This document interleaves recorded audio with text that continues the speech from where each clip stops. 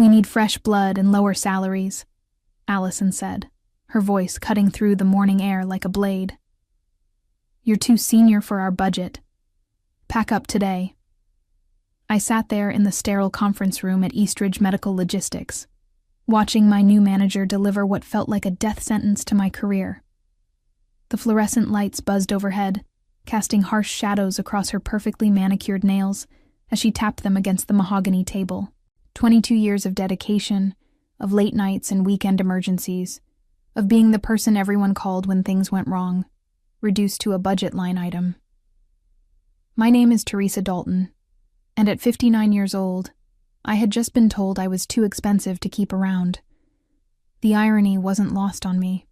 For over 2 decades, I had been the steady heartbeat of this company's operations department here in Phoenix, Arizona. I was the one who trained half the staff, the one who navigated 5 different leadership changes, the one who kept the wheels turning when crisis after crisis threatened to derail our medical supply operations.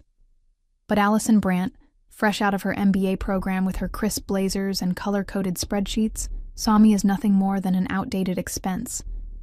She had been with us for exactly 3 months, long enough to scrutinize payroll, but not long enough to understand that some things couldn't be measured in quarterly reports. "I completely understand the business decision," I said, forcing a smile that I hoped looked genuine. The words tasted bitter in my mouth, but I wasn't about to give her the satisfaction of seeing me break. Allison blinked, clearly surprised by my calm response. She had probably expected tears, maybe even begging. Instead, I stood up slowly, smoothed down my navy cardigan, and gathered the few personal items I kept in the conference room. My favorite pen, a small succulent that had somehow thrived under the artificial lights. "I'll have my desk cleared by the end of the day," I continued, my voice steady. "I assume human resources will handle the paperwork?" She nodded, still looking bewildered by my composure. "Yes, of course. Teresa, I want you to know this isn't personal. It's just business," I finished for her. "I understand completely." As I walked out of that conference room, I felt something shift inside me. Not defeat. Something else entirely. Something that felt suspiciously like anticipation. Because what Allison didn't know, what she couldn't have known despite all her spreadsheets and analysis, was that I had been preparing for this moment for months. The writing had been on the wall since the day she arrived, questioning every process, every procedure, every person who had been there longer than her morning latte. I had seen this coming from miles away. Walking back to my desk felt surreal, like moving through a dream where everything looked familiar but somehow different. The operations floor buzzed with its usual controlled chaos, phones ringing, keyboards clicking, the steady hum of people managing the intricate dance of medical supply logistics that kept hospitals across 3 states running smoothly. Jennifer Martinez looked up from her computer as I passed, her dark eyes immediately concerned. She had been one of my first hires 8 years ago, straight out of college with a degree in supply chain management and more enthusiasm than experience. Now she managed our largest accounts with the kind of precision I had taught her. "Teresa, how did the meeting go?" she asked, though something in my expression must have already given her the answer. I paused at her desk, choosing my words carefully. The last thing I wanted was to create panic or badmouth the company that had been my professional home for over 2 decades. "I'll be leaving Eastridge," I said simply. "Today, actually." The color drained from Jennifer's face. "What? But why? You're the backbone of this place." Before I could respond, David Chen from the inventory management team appeared at my shoulder. Word traveled fast in our tight-knit department. "Is it true? Are you really leaving?" Soon, a small crowd had gathered around my desk. These were people I had hired, trained, mentored through their careers. I had attended their weddings, celebrated their promotions, helped them navigate difficult clients and impossible deadlines. They weren't just colleagues, they were family. "It's a business decision," I explained, echoing Allison's words while carefully packing my personal belongings into a cardboard box. My desk had accumulated quite a collection over the years. Photos of my nephew's graduation, a small cactus garden that had somehow flourished under my care, awards for customer service excellence, thank you cards from grateful clients. Michael Torres, who managed our pharmaceutical logistics, shook his head in disbelief. This is insane. You know more about medical supply chains than anyone in the industry. Who's going to handle the Morrison account, or deal with the regulatory compliance updates? That was the question, wasn't it? I had built so many of our processes from the ground up, developed relationships with suppliers and clients that took years to cultivate. My institutional knowledge was vast and, until today, I had assumed it was valued. You'll all figure it out, I said, though privately I wondered how Allison planned to replace 22 years of experience with fresh blood and lower salaries. You're all incredibly capable. As I sealed the box with tape, I caught sight of Allison watching from her office window. She had that look managers get when they're second-guessing a major decision, but are too proud to admit it. For just a moment I felt sorry for her. She had no idea what she was about to lose, what kind of chaos was heading her way. But that sympathy faded quickly. This was her choice, her strategy. Now she would have to live with the consequences. The elevator ride down to the parking garage felt like the longest 2 minutes of my life. 22 years of memories flashed through my mind. My first day when the company occupied just 2 floors of this building. The late nights during the healthcare crisis 3 years ago, when we worked around the clock to ensure critical supplies reached hospitals. The celebrations when we landed major contracts that everyone said were impossible to win. I had given this company the best years of my career, and now I was leaving with nothing but a cardboard box and a severance package that would barely cover 3 months of expenses. But as I loaded the box into my silver Honda Civic, I couldn't help but smile. Because what Allison didn't know, what she couldn't possibly know, was that I hadn't spent the last year sitting idle, waiting for the axe to fall. 6 months ago, I had been approached by former colleagues who had left Eastridge to start their own medical logistics company in Denver. Innovacare Solutions was small, but growing rapidly, and they needed someone with deep industry experience to help them scale their operations. They had been persistent in their courtship, offering me consulting work that I had been doing quietly on weekends and evenings. The founders, Patricia Wong and James Rodriguez, were brilliant minds who understood that in medical logistics, relationships and experience mattered more than cost-cutting and fresh blood. They had been waiting patiently for me to be ready to make the jump, and just last week they had closed a significant funding round that would allow them to offer me something Eastridge never could. A true partnership in building something revolutionary. My phone buzzed as I sat in my car in the parking garage. A text from Patricia. How did it go? Are you ready to change the industry? I typed back quickly, let's do this. Within an hour of leaving Eastridge for the last time, I was on a video call with Patricia and James, officially accepting their offer to become Chief Operating Officer of Innovacare Solutions. The title alone was worth more than the salary Allison had deemed too expensive, but more importantly, I would have equity in a company that valued innovation over budget cuts. That evening, as I sat in my apartment reviewing the employment contract that would change my life, I thought about Allison's confident proclamation about fresh blood and lower salaries. She believed that experience was just overhead, that institutional knowledge was replaceable with enthusiasm and lower paychecks. She was about to learn how wrong she was. The industry was smaller than most people realized. Word traveled fast when someone with my reputation made a move. By tomorrow morning, the news would start spreading through the networks I had spent decades building. And once the official announcement hit the trade publications next week, everyone would know that Teresa Dalton wasn't retiring or fading away. I was just getting started. The next 2 weeks passed in a whirlwind of activity that felt more energizing than any vacation I had taken in years. While Allison was presumably congratulating herself on cutting costs, I was busy building something that would shake the foundations of our industry. My first week at Innovacare Solutions felt like coming home to a family I hadn't known I was missing.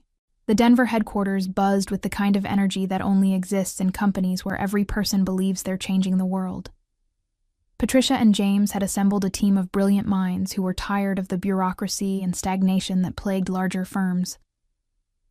"Teresa, we need your opinion on the Morrison contract approach," Patricia said during my second day, sliding a proposal across the conference table. Morrison Medical was one of the largest hospital networks in the Southwest, and, coincidentally, one of Eastridge's most profitable accounts. I studied the proposal, recognizing immediately that Patricia had done her homework. This wasn't just about undercutting prices. It was about offering a level of service and innovation that established companies like Eastridge simply couldn't match with their bloated overhead and outdated systems.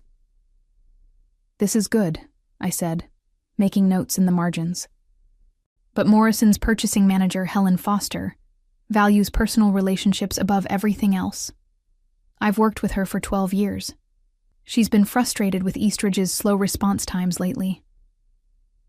James leaned forward, interested. "What would it take to get a meeting?" I pulled out my phone and scrolled through my contacts, a database of relationships built over 2 decades that was worth more than any salary Allison could have paid me. "Give me an hour."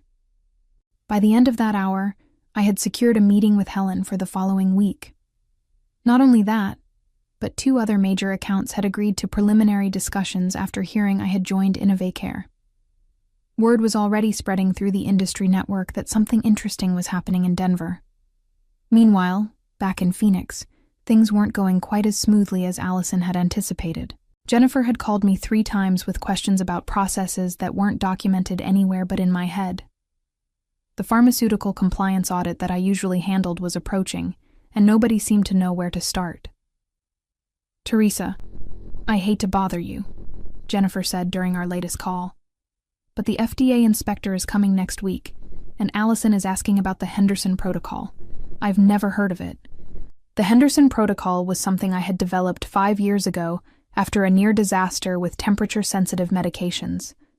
It wasn't written down anywhere because it was more of an approach than a rigid procedure, the kind of institutional knowledge that took years to develop and couldn't be replaced by fresh blood and enthusiasm.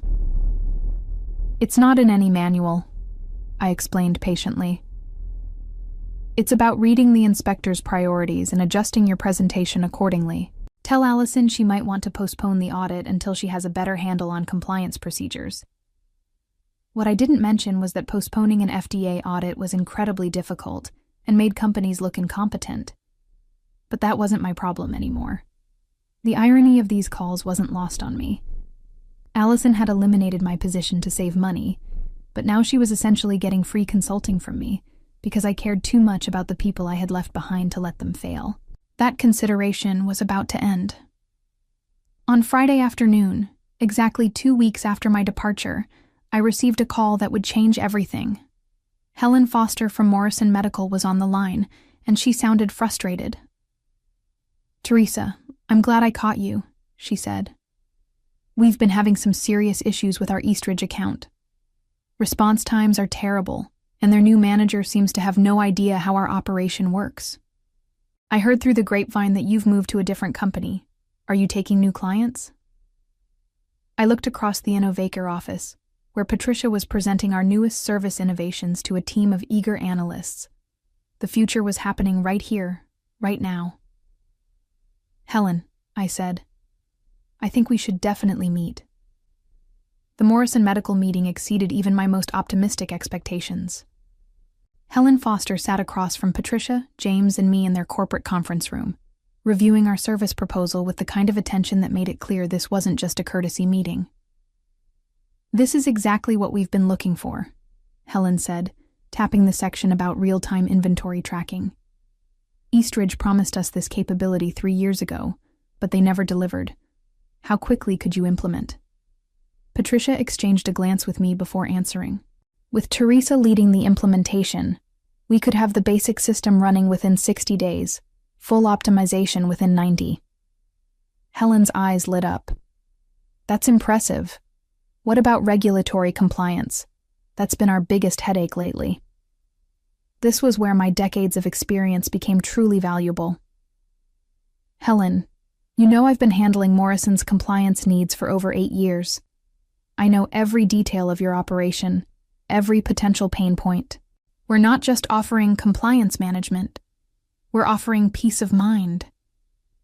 The meeting continued for 2 hours, covering everything from pricing structures to implementation timelines. By the end, Helen was ready to move forward with a pilot program that would transition Morrison's entire Southwest region to InnovateCare within 6 months. As we shook hands in the parking lot, Helen pulled me aside. Teresa, I have to ask, how did Eastridge let you go? You're the best in the business. Sometimes companies make decisions they don't fully understand, I replied diplomatically. But their loss is InnovateCare's gain. Walking back to our rental car, Patricia was practically glowing. That was incredible. 1 meeting, and we just landed our biggest client ever. This is just the beginning, I said, checking my phone for messages. 3 more former Eastridge clients had requested meetings after hearing about my move. The industry grapevine was working exactly as I had expected. Back in Phoenix, the ripple effects were becoming impossible to ignore. David Chen had called that morning to tell me that Jennifer had submitted her resignation. Michael Torres was interviewing with competitors. Even worse for Allison, the FDA audit had been a disaster, resulting in a formal warning that would require months of remediation work. She's panicking, David told me during our call. Allison keeps asking if you left any documentation about procedures you developed. I told her you probably took all your knowledge with you. The truth was, I hadn't taken anything that belonged to Eastridge. But the knowledge in my head, the relationships I had built, the instincts I had developed, those weren't company property. Those were mine, earned through years of dedication and expertise. That afternoon, James gathered the InnovateCare team for our weekly strategy meeting. The energy in the room was electric as we reviewed our expanding client pipeline and discussed hiring plans to handle our rapid growth. Thanks to Teresa's industry connections, James announced, we're looking at a 300% revenue increase over the next quarter. We're going to need to expand the team significantly. As the meeting continued, I couldn't help but think about Allison's confidence, that fresh blood and lower salaries were the key to success. She had been so focused on cutting costs that she had forgotten the fundamental truth of the service industry. Relationships and expertise were irreplaceable. My phone buzzed with a text from an unknown number. When I opened it, I saw it was from Robert Kim, one of Eastridge's biggest pharmaceutical clients. Heard you made a move. Interested in discussing our account. When can we talk? I showed the message to Patricia, who grinned widely. Should I start drafting another contract? Better make it 2, I said, scrolling through 3 more similar messages that had just arrived. This is going to be a busy week. By the end of my 3rd week at InnovateCare, the transformation was complete, not just for me, but for the entire competitive landscape of medical logistics in the Southwest. What had started as Allison's cost-cutting measure had turned into an industry-wide shift that nobody could have predicted. The official press release went out on a Tuesday morning. Fast-rising medical startup announces veteran COO Teresa Dalton launches aggressive talent acquisition initiative. Patricia had worked with a public relations firm to ensure the announcement reached every major trade publication and industry newsletter simultaneously. The response was immediate and overwhelming. Within hours, my LinkedIn profile had been viewed over 1,000 times. Former colleagues, clients, and competitors reached out with congratulations, questions, and thinly veiled inquiries about job opportunities. The medical logistics community was small and interconnected, and news like this traveled fast. But the most satisfying response came from an unexpected source. Jennifer called me just after lunch, her voice excited in a way I hadn't heard since her early days at Eastridge. Teresa, you're not going to believe this, she said. Allison just came out of an emergency meeting with the executive team. She looked like she'd seen a ghost. What happened? Morrison Medical sent a formal termination notice this morning. Helen Foster specifically mentioned that they were moving to a company with more experienced leadership. Then Robert Kim from FarmCorp called, and requested an immediate review of their contract terms. 2 other major clients have scheduled meetings with the executives next week. The domino effect was exactly what I had anticipated, but even I was surprised by how quickly it was happening. When companies lose their most experienced personnel, especially in relationship-driven industries, the impact isn't always immediate. But medical logistics was different. Trust and reliability were everything, and clients had no patience for learning curves when people's health was at stake. "How's Allison handling it?" I asked, though I could already guess the answer. "She's been in her office all afternoon making phone calls. Word is she's trying to hire back some of the people who left after you did, but they're not interested. David got an offer from one of your former clients to start their own in-house logistics team. Michael's already accepted a position with MedTech Solutions." The talent exodus was accelerating, just as I had known it would. Allison had underestimated the loyalty and respect I had earned over the years. When experienced professionals saw how the company treated someone with my track record, they started questioning their own futures there. That evening, Patricia, James, and I celebrated at an upscale restaurant in downtown Denver. The reservation was ostensibly to discuss our expansion plans, but it felt more like a victory party. "To Teresa," Patricia raised her glass of wine, "for showing us that experience and expertise aren't just line items on a budget, they're the foundation of everything we do." As we clinked glasses, I reflected on how dramatically my life had changed in just 3 weeks. A month ago, I had been seen as an expensive liability, someone whose years of knowledge and hard-earned expertise were viewed as obstacles to efficiency rather than assets to be valued. Now I was a partner in one of the fastest-growing companies in my industry, with equity that would secure my financial future and the respect that I had always deserved. My phone buzzed with another message from a former Eastridge client. Then another. The pipeline of opportunities just kept growing. "You know," I said to Patricia and James, "I think we're going to need a bigger office." They laughed, but I wasn't joking. The momentum we had built was only going to accelerate, and Allison's decision to eliminate my position was going to keep paying dividends for years to come. The phone call came on a Thursday morning, exactly 1 month after Allison had told me I was too senior for the budget. I was reviewing quarterly projections in my new corner office at InnovaCare when my assistant announced that someone from Eastridge was on the line. "Teresa Dalton speaking," I answered, already knowing what this call would be about. "Teresa, this is Robert Harrison, Executive Vice President at Eastridge." His voice carried the weight of desperation masked as professional courtesy. "I was hoping we could discuss your departure and perhaps explore options for collaboration." Robert had been with Eastridge for 15 years, long enough to understand the value of institutional knowledge, but not senior enough to have prevented Allison's cost-cutting crusade. Now he was tasked with cleaning up the mess. "Of course, Robert. What can I help you with?" "We've been experiencing some challenges since your departure," he said carefully. "Several of our major clients have expressed concerns about service continuity. Morrison Medical has already terminated their contract, and FarmCorp is threatening to follow suit unless we can address their compliance concerns." I let the silence stretch for a moment, allowing the full weight of Eastridge's situation to settle between us. Through my office window, I could see Patricia presenting our latest client acquisition numbers to the board of directors. We had signed 4 new major accounts in the past 3 weeks, 3 of them former Eastridge clients. "I'm sorry to hear about those challenges," I said finally. "What exactly are you proposing?" "We'd like to offer you a consulting contract," Robert continued. "Something that would allow you to help us transition your former accounts, and perhaps provide guidance on regulatory compliance procedures." The irony was breathtaking. A month ago, my knowledge and experience had been too expensive to keep on payroll. Now, they wanted to pay consultant rates for the same expertise they had dismissed as unnecessary overhead. "Robert, I appreciate the offer, but I'm quite busy with my new role as Chief Operating Officer at InnovaCare Solutions. We're in the middle of a significant expansion phase." The pause on his end told me he was processing the implications.